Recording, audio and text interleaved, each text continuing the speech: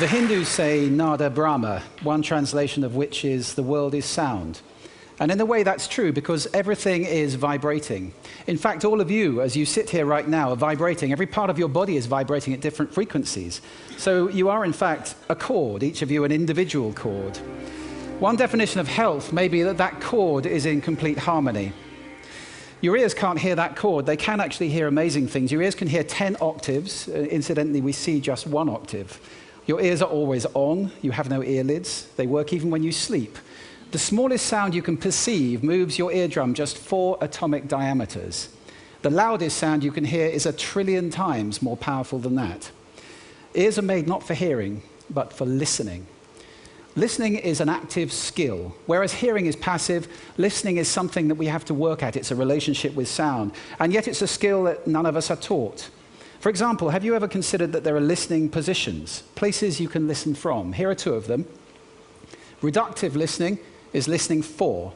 It reduces everything down to what's relevant and it discards everything that's not relevant. Men typically listen reductively. So he's saying, I've got this problem. He's saying, here's your solution. Thanks very much. Next. That's the way we talk, right, guys?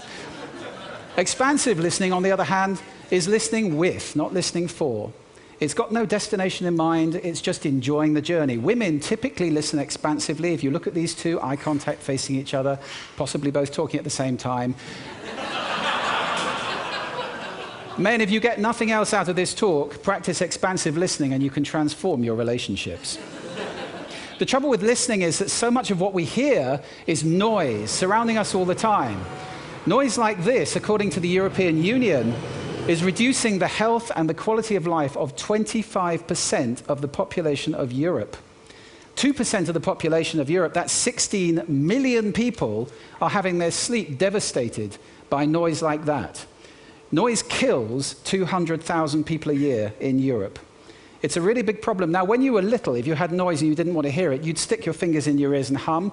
These days, you can do a similar thing. It just looks a bit cooler. It looks a bit like this. The trouble with widespread headphone use is that it brings 3 really big health issues. The first really big health issue is a word that Murray Schafer coined, schizophrenia. It's a dislocation between what you see and what you hear. So we're inviting into our lives the voices of people who are not present with us. I think there's something deeply unhealthy about living all the time in schizophrenia. The second problem that comes with headphone abuse is compression. We squash music to fit it into our pocket. And there is a cost attached to this. Listen to this. This is an uncompressed piece of music.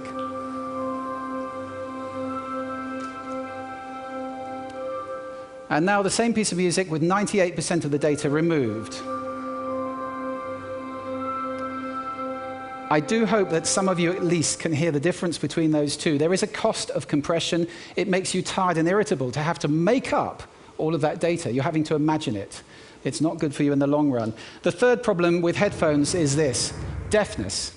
Noise-induced hearing disorder. 10 million Americans already have this for one reason or another. But really worryingly, 16%, roughly 1 in 6 of American teenagers suffer from noise-induced hearing disorder as a result of hearing headphone abuse.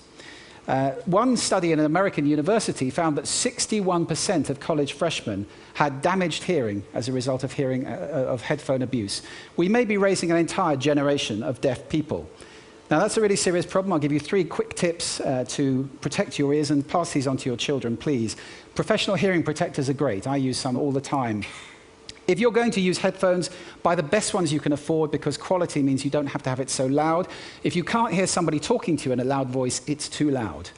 And thirdly, if you're in bad sound, it's fine to put your fingers in your ears or just move away from it. Protect your ears in that way.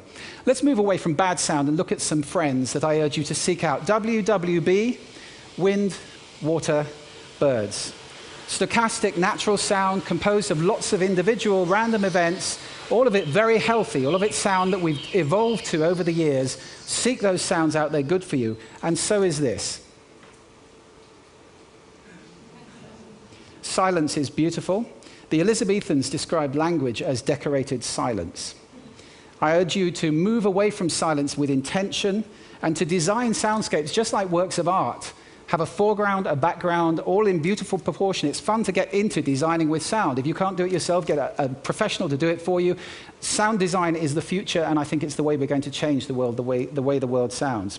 I'm going to just run quickly through 8 modalities, 8 ways sound can improve health. First, ultrasound we're very familiar with from physiotherapy. It's also now being used to treat cancer.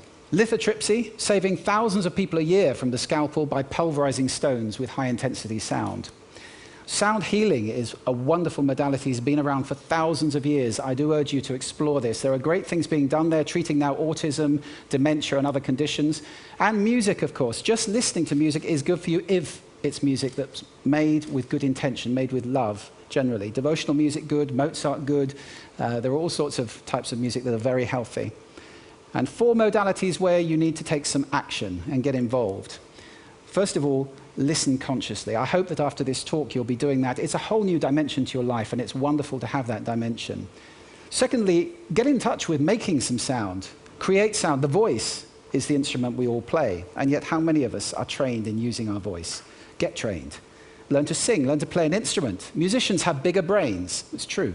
You can do this in groups as well. It's a fantastic antidote to schizophrenia, to make music and sound in a group of people, whichever style you enjoy particularly. And let's take a stewarding role for the sound around us. Protect your ears, yes, absolutely. Design soundscapes to be beautiful around you at home and at work. And let's start to speak up when people are assailing us with the noise that I played you earlier on.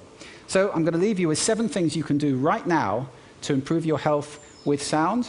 My vision is of a world that sounds beautiful. And if we all start doing these things, we will take a very big step in that direction. So I urge you to take that path. I'm leaving you with a little more birdsong, which is very good for you.